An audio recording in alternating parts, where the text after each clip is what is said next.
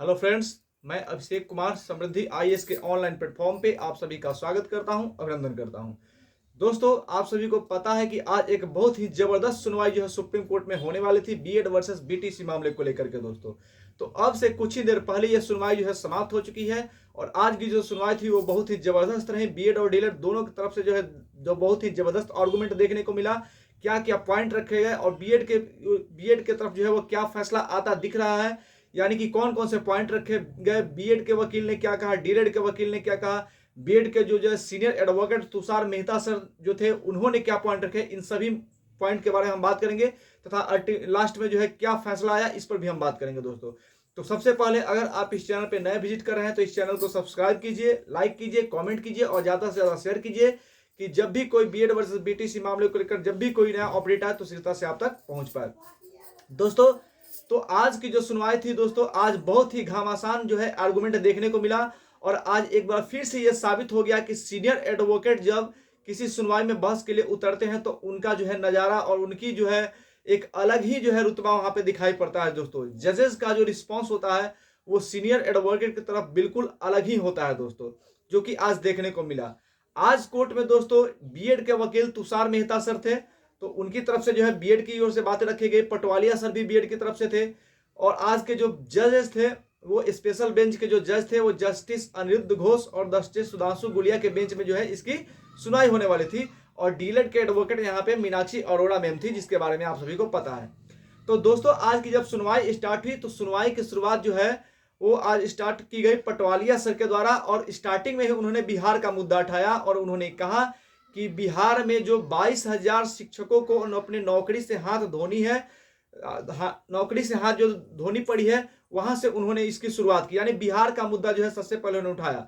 आज बीएड और डीएलएड दोनों की तरफ से दोस्तों जो है दमदार आर्गुमेंट जो है देखने को मिला।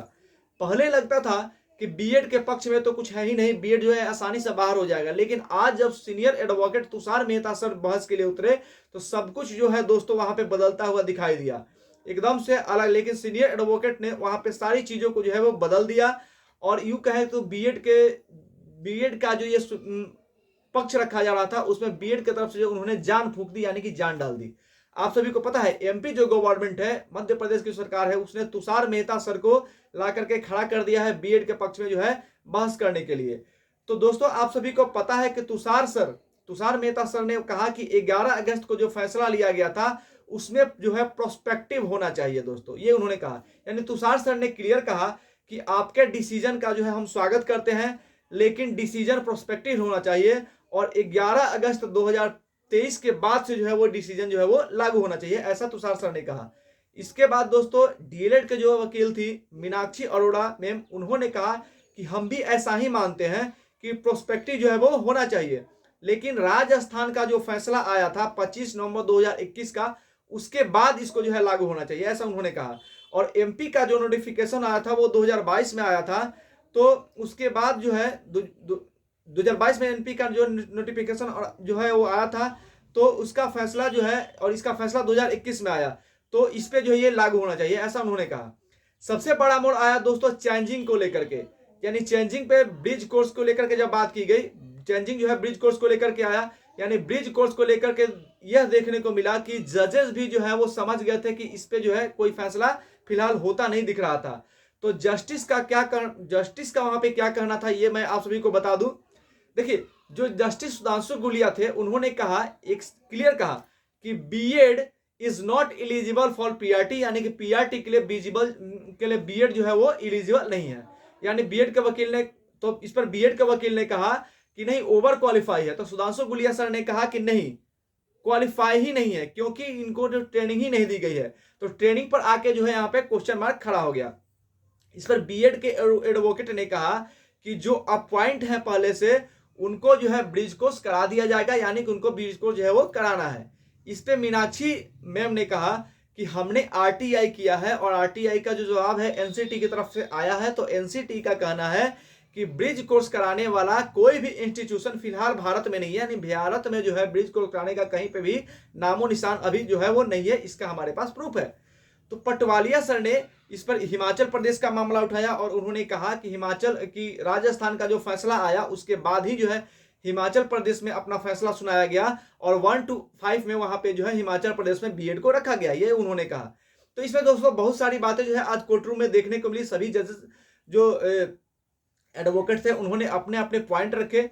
तो सारी के बारे में हम तुम नहीं बता सकते हैं, लेकिन फाइनली आप जो जानना चाहते हैं उसके बारे में बताऊंगा कि फाइनली जो है वो जजमेंट क्या आया। जजमेंट को लेकर के मैं बता दूं, देखिए फाइनली क्या जजमेंट आया तो ऑर्डर आएगा, ऑर्डर का कॉपी आएगा, उसके बाद हम बता पाएंगे। लेकिन जो रुझान देखने को मिला उसके बारे में बताता हूं।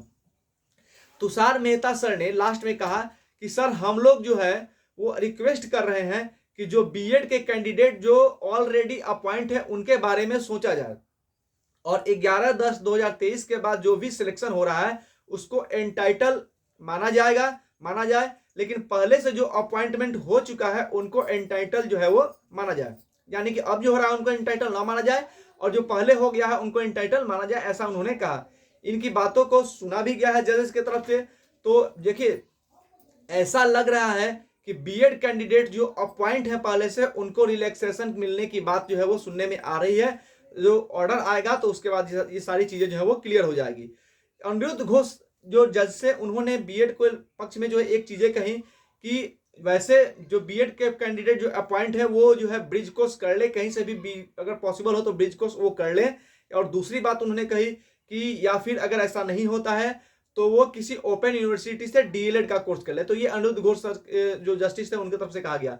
तो ये आज का जो है अपडेट है अभी तक का। इसके बाद जो ऑर्डर की कॉपी आएगी तो सारी चीजें जो है क्लियर हो जाएंगी क्या हो रहा है, उसके बाद हम फिर आपको अपडेट करेंगे। धन्यवाद।